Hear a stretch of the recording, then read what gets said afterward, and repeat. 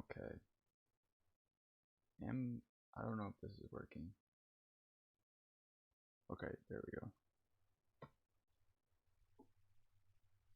Alright. So, somebody asked me to do a video on my sheet that I shared in in Peter's Discord. So here it is. Sorry for the lack of energy. I had a late night last night. Oh my god. Okay. But yeah, so it looks like there's actually someone on the sheet right now. That's anonymous, but essentially this is it, right? So I started getting into getting into some stuff deeper because I was thinking about something. But it all started off with this. So here, let me change the filters. Or get rid of them, I mean. There's games. Alright. So, let me, so Whopper. Whopper is a stat that was developed by Josh Hermsmeyer, and it's basically just a measure of, air yard share and target share. And it explains, 82% of PPR points per game, I believe. That's just from memory, so don't quote me on that, but so I could go and actually find the actual definition for you.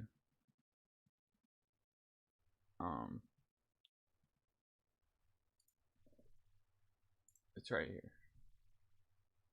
Right now I think Josh's site is down for now. Because when I try to go on it, I can't, and it won't work. So this is actually funny. This is remnants of the AAF. I guess this site was looking into air yards for that football league, which is funny because I actually tried to do a fantasy league with like some of my friends, and these are the guys that I found stuck out because I was literally going through and like calculating. I forget where I found the air yards data, but I found some sort of data where it's just like, yeah. But that was fun for like 3 weeks until it got shut down. Anyways, that's not the point of this.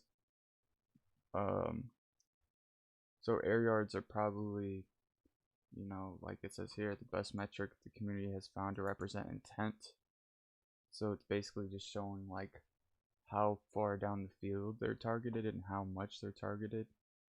Essentially speaking, it's measuring the amount of air yards. Like it's kind of self-explanatory. They're thrown their way.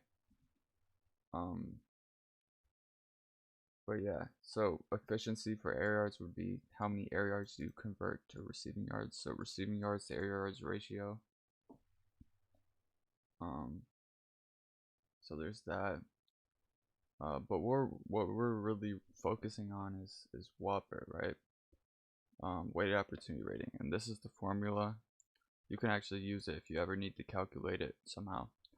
But yeah, it's 1.5 target market share. So target market share is by far weighted the heaviest thing, and then air yards market share is 0.7. Pretty simple formula. And then it says as a benchmark, elite wide receivers has a Whopper from 70 to 80. Now, that's kind of true, kind of not, because like 0.60 is considered like really good too. If I think the only place that really has air yard stuff now is FTN, like that you can see easily. But the way they do Whopper is different. Like they do it by percentage. So maybe this is 0.81. I don't know how they actually calculate theirs. But yeah. So generally, you're seeing a bunch of players that are not receivers. Generally like 0.6 and higher is what I'd like to look at as like elite. So yeah, that's why here I set the threshold of 0.6. So this is looking at this is on a weekly basis in 2020. How many times were they quote unquote elite or getting elite volume, elite amount of looks. It's interesting looking at it at one game at a time because it's more like you have games where it's like some of these receivers totally dominate where they have like 1 point something Whopper, which is like unheard of as a total, you know what I mean? So yeah, so I wanted to count. So we like to look at consistency kind of, but like we found that consistency isn't really consistent year over year. But I think since Whopper is really showing the team's intent, sorry, I hope that didn't get picked up in the mic. Since Whopper is really showing the team's intent, I think that it's important to see like, oh, how many games did the team view this player as the number one receiver, or how many were they actually used as the number one receiver? And that to me, I think, is the takeaway from this or whatever. So as you can see, a Whopper higher than 0.6, I calculated the percentage of games that they were, past this threshold. Now, in the sheet, you can literally change the threshold to however you want. So, like, say I wanted to make it so that it was only 0.8, I could do that. And then the numbers change, which is cool. And also, a little thing that I added in here is the title changes when you change it. So, like, watch carefully. When I change it to a different number, the title changes. The title changes here, and it changes here. So that's pretty cool. And of course, this ranks accordingly to whatever the new threshold is. And this, yeah, so it all updates itself. So it's a cool sheet. I like making sheets that are almost in a way like apps to visualize the data in a quick, neat way. But yeah, we're gonna go back to 0.6 here. And this is just the percentage of the games they finished above 0.6, right? 11 out of 14 games is 78, right? So yeah, so this is a sheet. It's kind of like up to interpretation, like how many games above a certain Whopper you want, but you can also go through. If you want to look at like certain teams, you can just filter it like this. So like Dallas, I've had some kind of arguments about.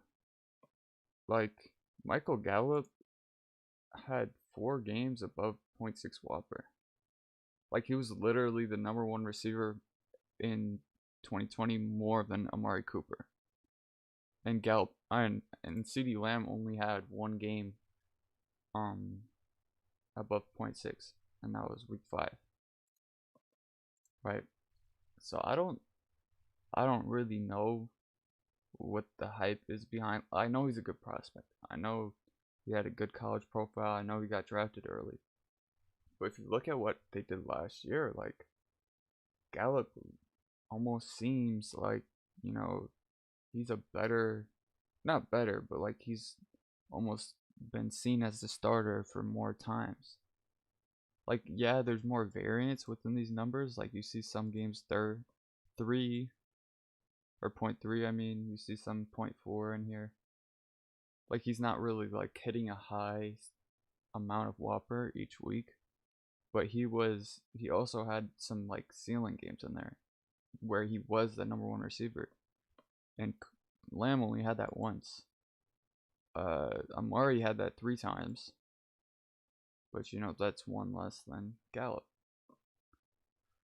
So what does this mean for 2021 is I think we should temper our expectations for CeeDee Lamb a little bit.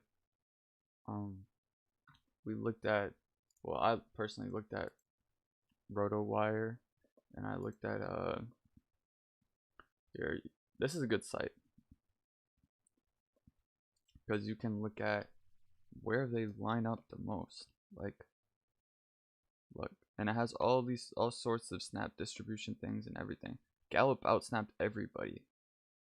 Like he outsnapped Cooper by 50 snaps. Like like I don't know. I don't know what to tell you. Like he actually was playing. So this is the interesting thing.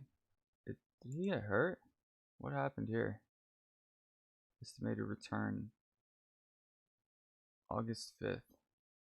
When did this happen?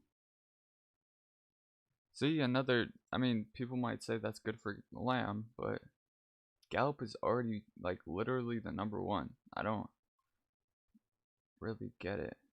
But, yeah, you can see where they lined up the most. This is such a useful tool. Like, you could even see, like, if you wanted to see if a running back lined up as a receiver, or a tight end, maybe if they lined up as a receiver a lot, like maybe if a tight end, you could look at the tight end's outside amount of times that they lined up there.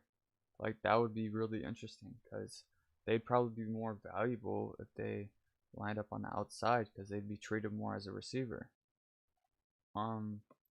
Anyways, that's besides the point.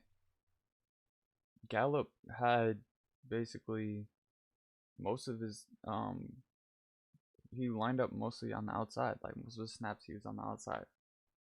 Right. And then you can see Cooper, he was on basically both of them, outside and slot. But then you look at CD and he's literally only in the slot, basically.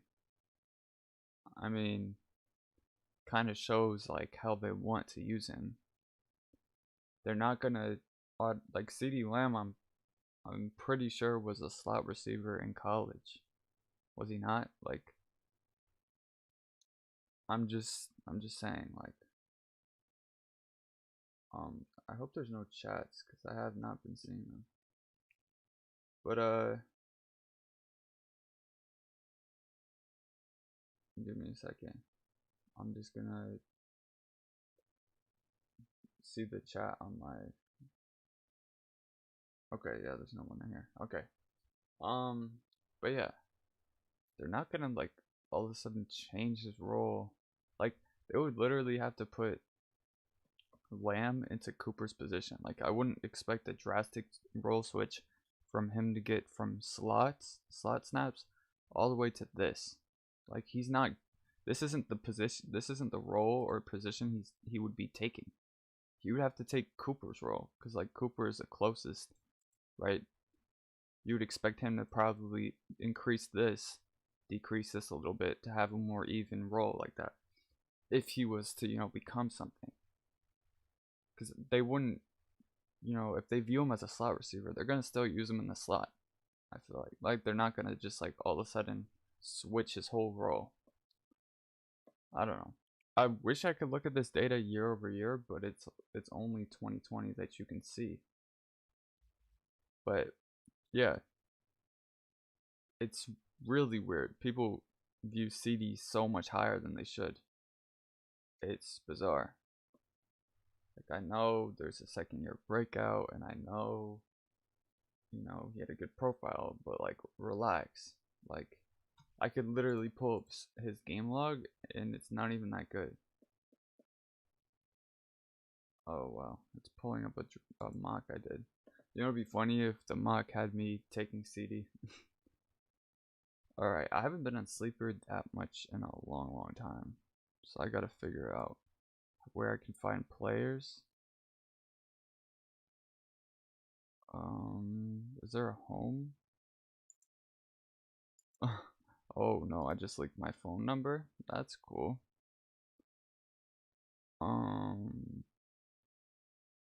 Yeah, well, I'm not gonna start a mock. There's actually a game log in this. I probably should have just showed that. This is snaps by week.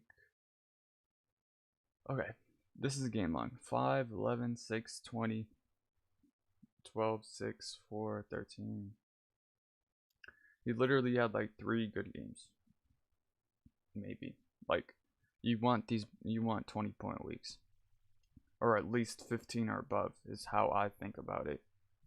And he had 1 week there, 1 week here. And oh, this is standard, so maybe I should look at PPR, of course. So you had a few weeks, right? 1, 2. Oh wow, I didn't know you could do that. But I don't know. It doesn't, Oh.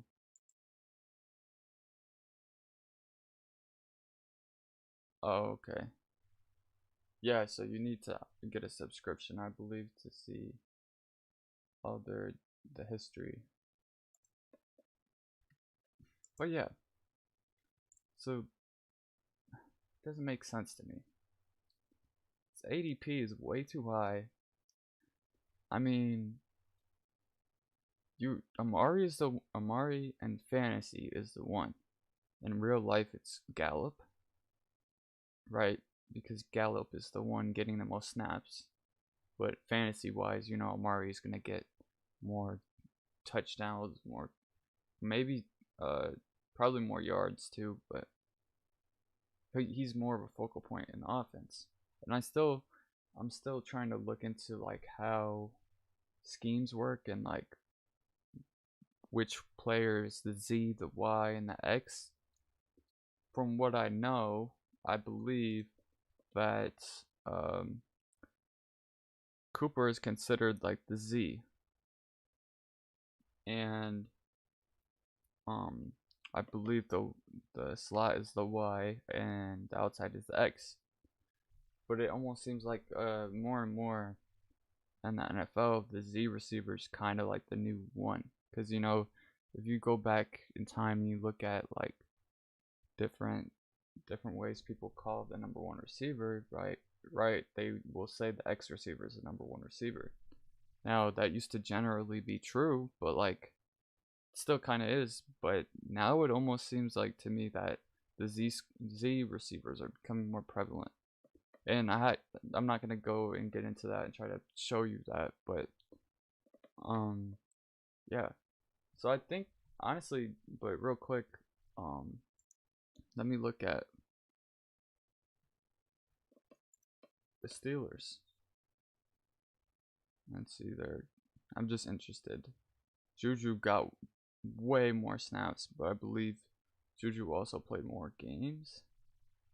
So probably percentages. Yeah, wow, that's insane. Oh, okay. So this is a little different, right? It looks like Claypool, JuJu definitely was a slot guy. Claypool and Deontay both played a little bit of both. I would say Claypool was more the Z, Deontay was more the X. That's very insightful, right? You have JuJu as the Y. That's what it looks like, right? I don't know. Well, can CD be successful in the slot? Yes. But was he last year? No. Would he'd probably have to lead the team in snaps, right? They'd probably have to run more 3 receiver sets to give him more opportunity. Yeah, I really don't see it with CeeDee Lamb. But yeah, so you can change this and you can look at different things. I wanted to actually touch on Tampa Bay.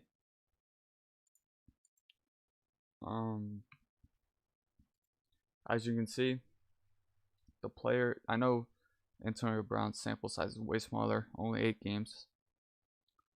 But 2 out of his 8 games, he was the top receiver.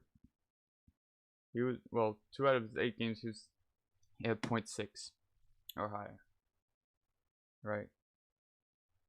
3 of Mike Evans' games, he was the top 6 or higher. Or top 0.6 or higher. But, why do I keep on saying top 0.6? That doesn't make sense. But, yeah, you can clearly see, who is the favorite in this. Godwin never had a game above 0.6 Whopper. Like, he's the odd man out. to me. I mean, and he's another slot receiver. These slot guys don't really get a lot of, I don't know if it's air yards or what, but like,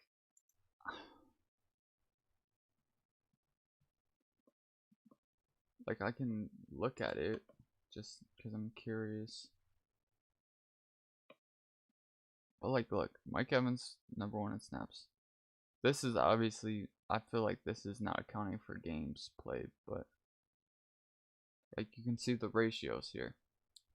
Mike Evans, Z receiver, plays in the slot, plays a little bit on the outside. Godwin, slot guy, right? Like it's clear as day. Antonio Brown looks like he kind of played a Z role. That's something I have to look into more. Was he the Z or the X? You'd probably say Evans is the X and Antonio Brown is the Z. So, you know, that kind of leaves Godwin out. And time again, I keep on seeing that most of the time, the receivers that have the highest Whopper ceilings each game seem to be the Z and the X. Like, I didn't even know I was gonna go down this path in this video, but like, it's just what I've seen. Like, yeah, Antonio Brown is very undervalued. Like, get Antonio Brown. Simple as that. But like, I could change it to 0.4, and all of a sudden Godwin is gonna rise up, right? Because 0.4 is basically all he had. That was every week, basically. It's not really getting you that weekly upside that you might want, though. He's just like solid. But Evans is, I mean, this is a 2-game sample size, so you can ignore that. But Antonio Brown, you know, it honestly just shows me that I would say Mike Evans is the 1, Antonio Brown is the 2, Godwin is the 3. Like, that's how it was last year when the 3 of them played. And I literally broke it down here, like, because I wanted to see. I put their Whoppers here in all the games that all 3 of them played. And then I ranked them, right? And then I counted, oh, how many times were they 1? How many times were they 2? Right? Evans, AB, Godwin. Like, it's not hard. It's not hard at all. You know, the teams show you how they use players, and they show you where they line them up. And you see the weighted opportunity ratings that each position gets. Like, that's their intent. Like, it's as simple as that. That's why volume is literally king. I know it gets said a lot, but yeah.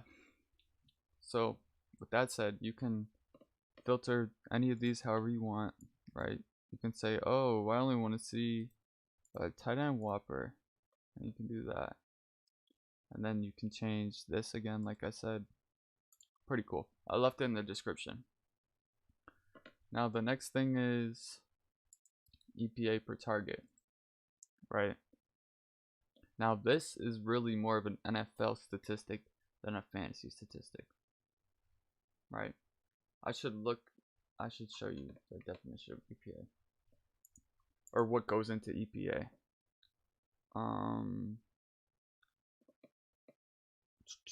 I was trying to figure out what the quarterback formula for that was, and it's basically just like a regression model between, it's on this site, right?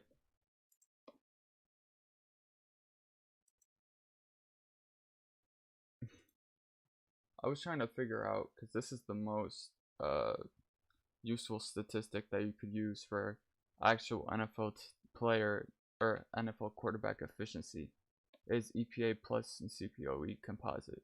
Literally meant to predict what their EPA per play will be next year, right? Josh Allen #2, even though I'm so confused as to how that is, to be honest. That's where he ranks. Number 3, I believe. I think I said number 2 by accident. But yeah, so I was trying to figure that out. That's why it shows up there. But can I find a definition of EPA for you?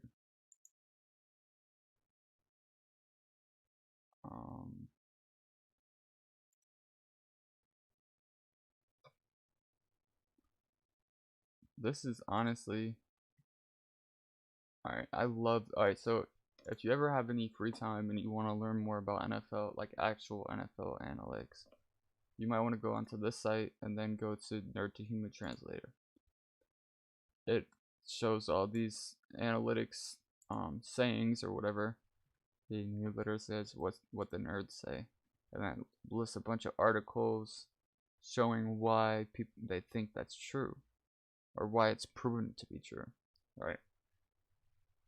Stuff like running backs don't matter. Like, it's just showing that in the real NFL, you're not really getting that much more value from a replacement level running back to like a star running back on average over the course of the season.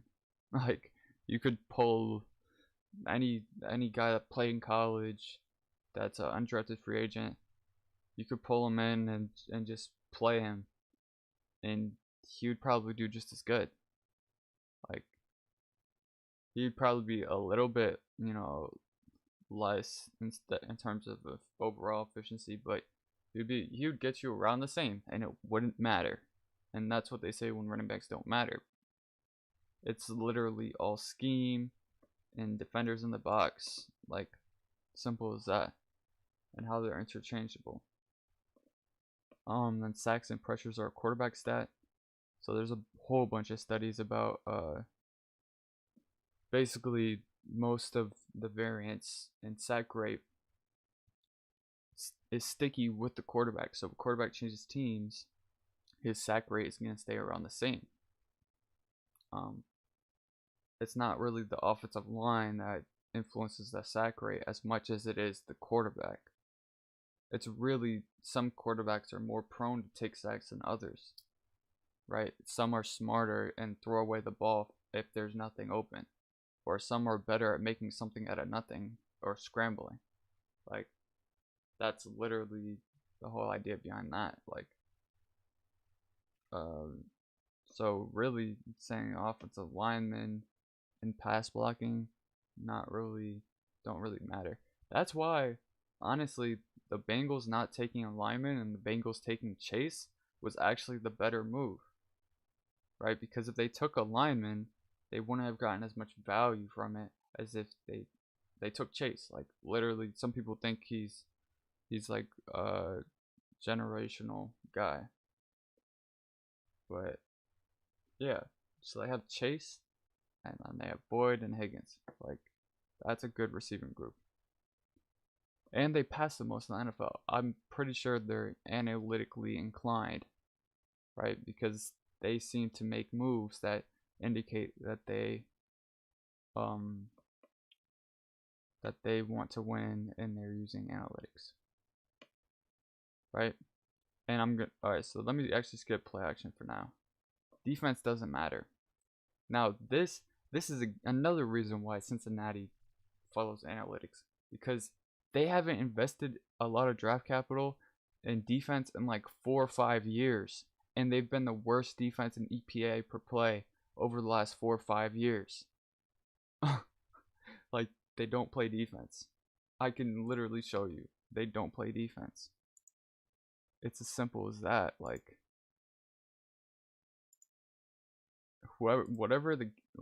I'm shocked that people aren't targeting them more heavily, because, like, I've seen that they don't play defense. Oh shoot, this is an old sheet that I did. This is, oh, how much time have I been on live? But look, bottom of the league there. I could literally filter it last 5 years. Why not? Update. I should probably filter out these weeks, but Look, they're right here. And then you can go year by year. They're at the bottom every year. They suck. Well, they don't suck. They're actually smart.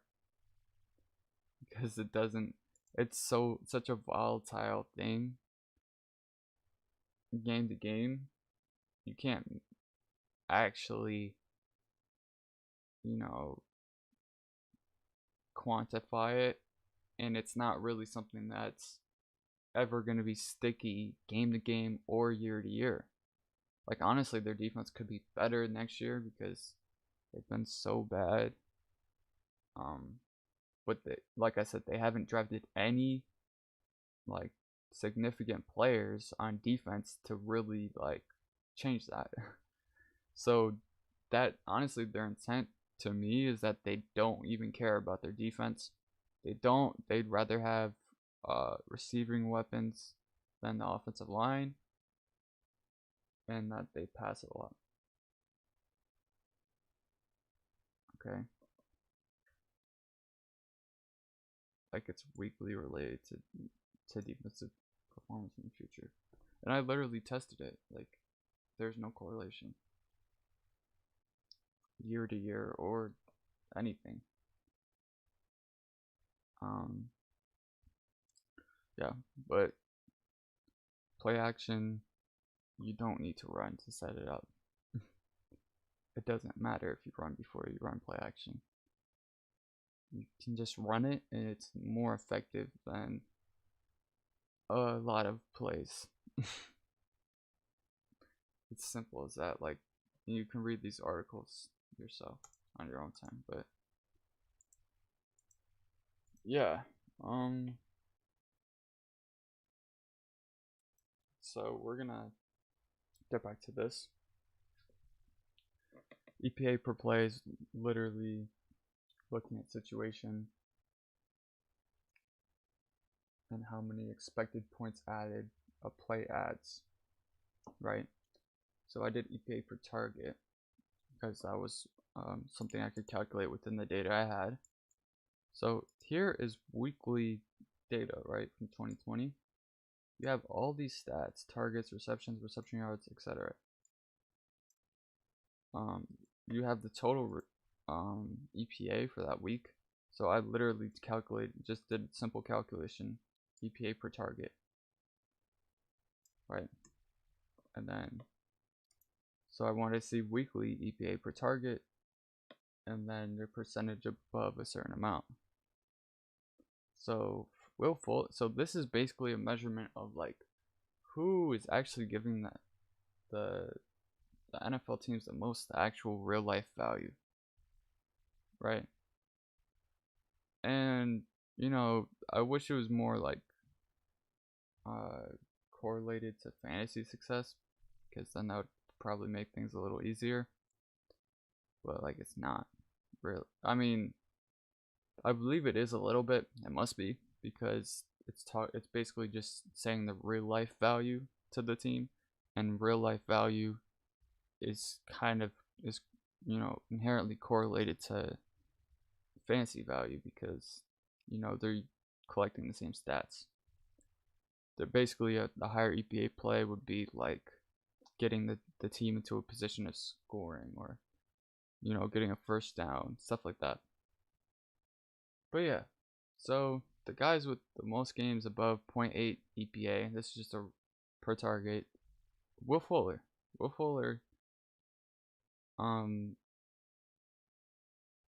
was, hold on, let me sort this. Okay, yeah, just sorted. So at first I didn't have, so these are targets, right? I should probably label that. I said a target thing, so you don't want players that only had one target, because then it's gonna not look nice, and you're not gonna want to see that data. But yeah, so for Will Fuller was actually, out of the players that played, that had 50 plus targets, he had the highest percentage of games with 0.8 EPA or higher, right? That shows you, like, this guy is a really good receiver. You can see his points per game in fantasy. He's one of the top guys too. He's going severely undervalued also. Like, cause he's good. He's really good. Like, there's nothing much more to say about that. Like, good players put up good stats. Simple. But Godwin was a curious thing to me, because as you saw in the Whopper thing, he wasn't that high. So really, Godwin gives more real life value than he does fantasy value, which is okay. I guess there's players like that.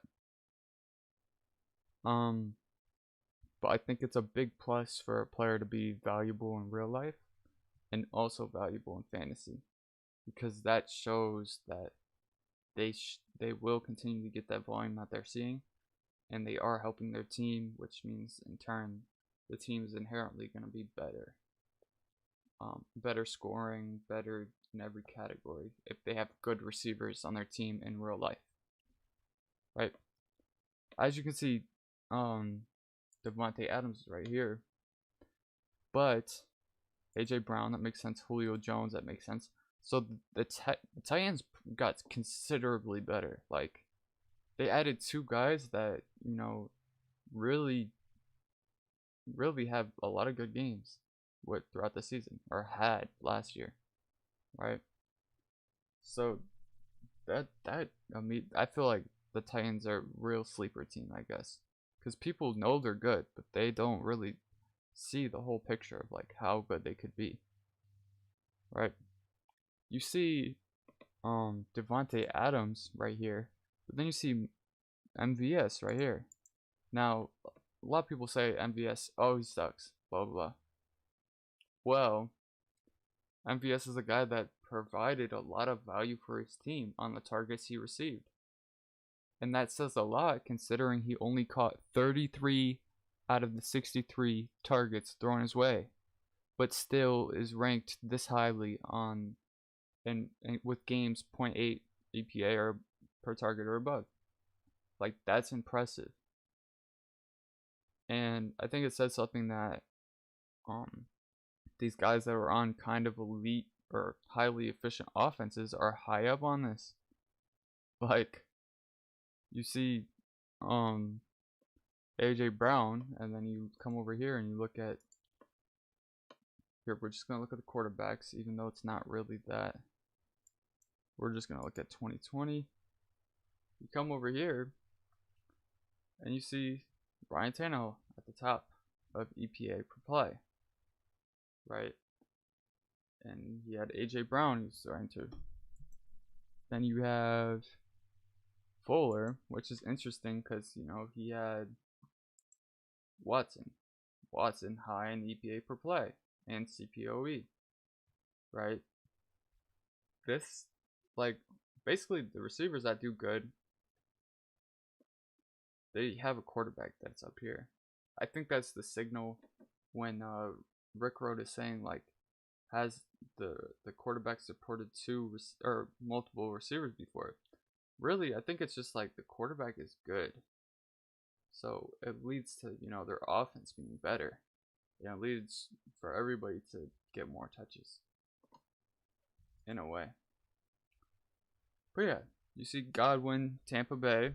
You know, we know Tampa Bay went to the Super Bowl. AJ Brown and Corey Davis, right? They're both there because they're both, like, literally. The Titans went out and replaced Corey Davis with Julio Jones, a guy who's higher up on this list. Like, that kind of shows you where they improved. Right, and then you see Cole Beasley here, you know, Buffalo. I'm surprised Diggs is down here, but, you know, he's still relatively high considering the amount of receivers that you can see.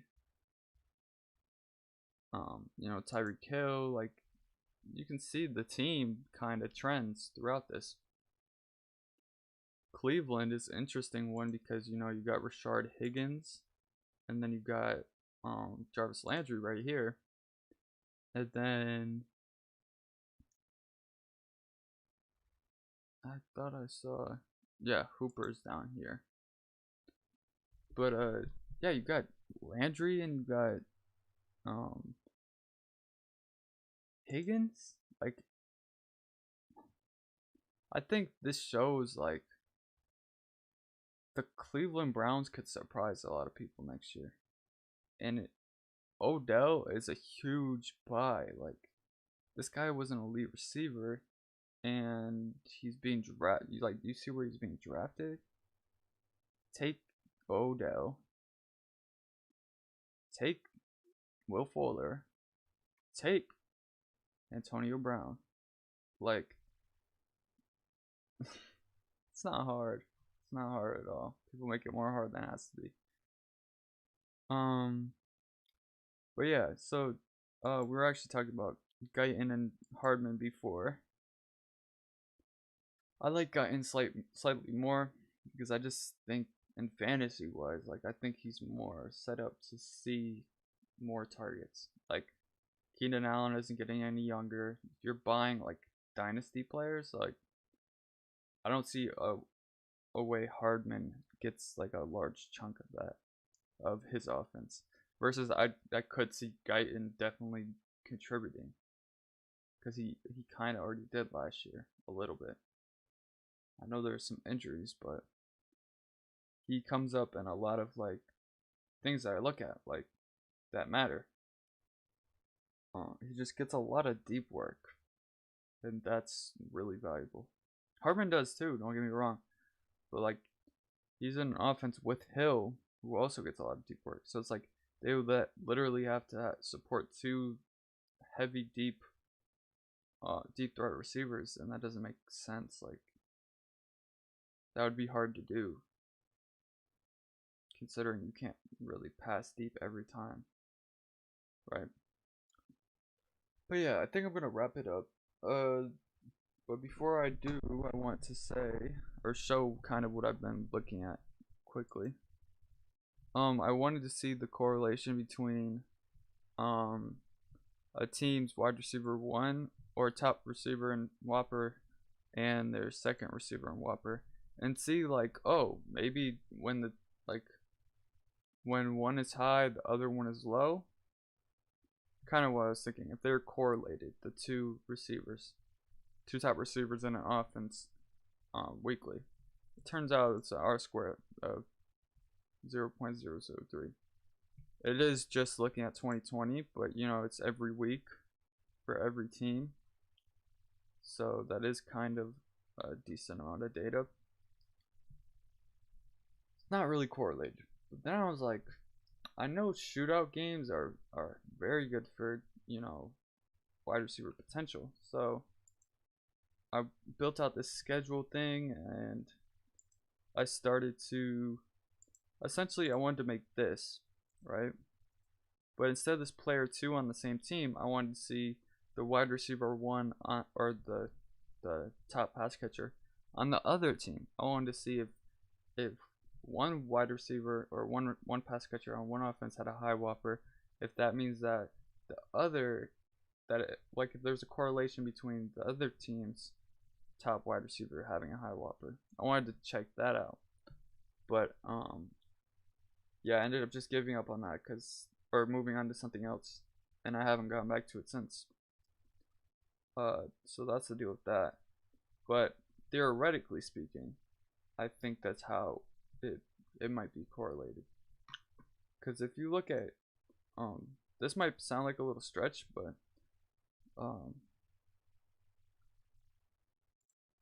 I know I said I was gonna wrap it up, but here, I hate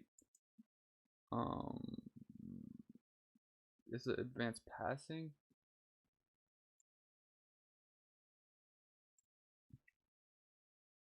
Okay, yeah, air yards. This is, if you sort this way, this is intended air yards. You can kind of see like little pockets of teams in the same division, and I think there's actually a slight like relationship there, because they play every team in the division twice, right? You have the Houston Texans, Jaguars, Chiefs, and then you have the Broncos, Bills, and there's nobody really around there. So it's only slightly, like, you can see it a little bit. You can see the relationships. Steelers, Bengals are right there. Like maybe it's I don't know if it's I don't think it's coincidence, because if it was, then the teams would be more spread out and you wouldn't have stuff like this. Jets, Dolphins. You wouldn't have, like, maybe it's just my brain tricking me into thinking there's something there when there's not. But look, Chargers, Raiders. Like, I think division kind of like strongly impacts it. So you could probably expect the Broncos or the Chiefs, any division in the Chiefs, because you know the Chiefs are gonna have a lot of air yards. You can kind of expect one of the teams, you know, around there to kind of have high air yards also. Detroit Lions, Bears. You could literally Texans, Jaguars. Literally same division, right next to each other. Like, this is all. It's not a coincidence that it's like that, because I can go back a year and show you the same trend. Like, look, Tampa Bay, Atlanta, right? Carolina's right there. Carolina's in the division with Atlanta. Chargers, Chiefs, right? And then it's Rams, Seahawks, Giants, Eagles. Like, this is a thing. Like, I can, you can see from looking at it. Yeah, I think it is a thing. But there's no way to really show that it is. So anybody that watches this and, you know, gets inspired by that, maybe do some research into that. Because, look, Raiders, Broncos. Like, there's so many different instances of it. But yeah, I think it's a matter of just like they happen to have shootout games with those teams and a large amount of air yards in those games accounted for in that. Because you have to think about it, right? The NFL season is only 16 games, so that means they play each team in the division twice. Half of the season they're playing their own division, right? Two teams play each other like twice, and they're gonna. I feel like it actually impacts like where they end up at the end in air yards, which is kind of useful. And I think you can roughly, I wouldn't say accurately project, but you could roughly say, oh, I see the Chiefs. You could roughly say, oh, I see the Chiefs right here. This year, the Chiefs and the Broncos were close in air yards. So now I can infer like, oh, you know, the Chargers offense was really good with Justin Herbert. And they have some good pass weapons. And I think that the Chargers could, you know, pass for a similar amount of air yards to the Chiefs. Right? Or you could say, oh, I think the like literally the Falcons and the Bucks, I'm pretty sure you could probably find that they're always pass heavy teams. Like the Falcons and the Bucks, like every year it seems like they're the pass heavy teams. Right? And they have these shootouts. Look, Atlanta, Tampa Bay, not so much this year, I believe. Hold on. Tampa Bay, Atlanta. Like, look, it's there. You can see this stuff. Like, look, intended air yards. Right? Tampa Bay, Atlanta. Like, obviously, you know, these teams on their own are going to be pass heavy. But think about, like, what division they're in. It makes a difference. Jets, Patriots. Bears, Vikings. Like, I don't know how much more I have to show. Like, Seahawks, Cardinals. Maybe it's just like a coincidence, like in terms of like, oh, odds are that these two teams might end up near each other. But like, there's something to it. I have a personal feeling about it. Maybe it's just my brain playing tricks on me, but there might be something there. and that might be something I look into. But yeah, the last thing I want to say is if you want to create another thing like this, right, with a different statistic, when you you're gonna make a copy of this if you go into it. If you want another statistic and you want to see it weekly, like honestly, you could just find like PPR points easily on a weekly basis. You would just have to go through and calculate based on receiving yards and receptions and touchdowns. And of course, you wouldn't have rushing because this is just receiving. But you could see team yards each week too. So like you could just go like this, duplicate. Actually, I wouldn't even do that. Or I guess not. Why not? And then, so this don't touch is basically just, this is weighted opportunity rating, and then this is, this is EPA per target, this is weighted opportunity rating. Essentially speaking, this is just like, the drop down menus.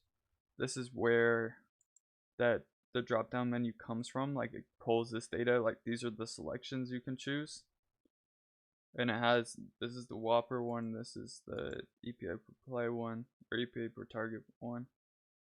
So you could make a copy of the Whopper one, right? Delete everything here. It's a pretty simple formula called a filter formula. Right? Delete everything there. Delete everything here. You want to keep that one cell that already has the formula dead. And you just take this first part, right?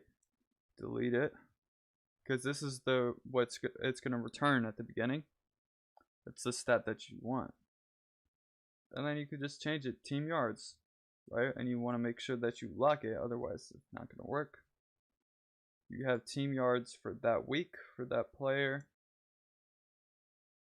and then populate them down, right? And then if you wanted to see, like the totals, or wait, is this attempts or yards? Oh, it's yards. I probably should have did like receptions or something. That would have been cool, or targets. But then I could put team yards,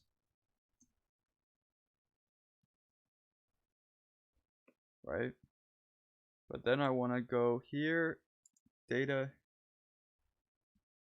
validation, and you don't want it to take from this anymore. You want it to be a new row, like that's the new range, right? And we're gonna, so then you can go and take all the possibilities of team yards and paste into A or E. Actually, here what I'm gonna do is I'm gonna go like this, paste it. But since you don't want duplicates, you can just go equals unique, and then go like that, and boom, it'll give you every unique yardage total, which unique is very, very useful. But yeah, so team,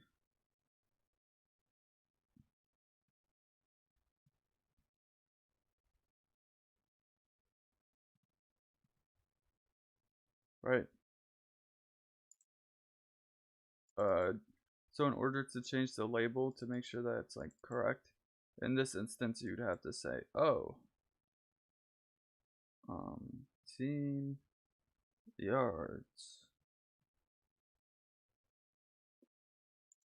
right?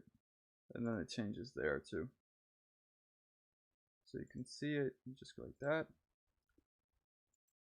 Of course, every team. So now you can go and select, oh, who's had this many games over 297 yards? Or you can type in your own value. You could be like 300. Oh.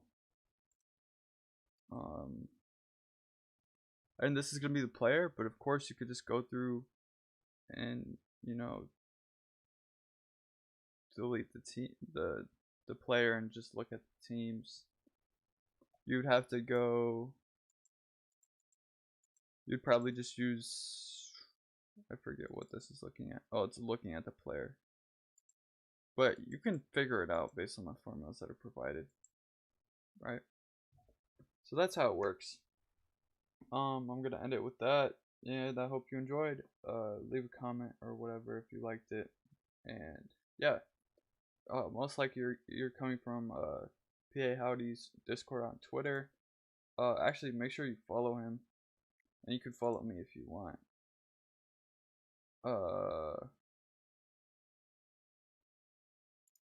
This is my profile, right?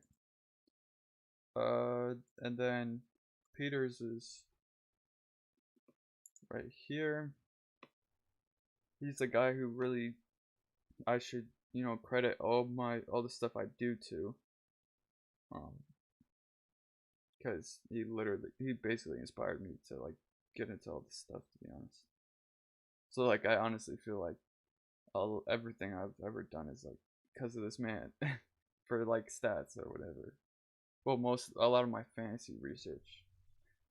And also you should follow my guy Blaze. He created the website that made it possible for me to get weekly data, and it's possible for you too. I'm not sure if he wants it shared, but I don't think he cares because it's like I'm guessing not a lot of people are watching this, but it's still in the rough stages. Like he wants to clean it up more, but there's all sorts of things. The weekly data is here, and you can do multiple years.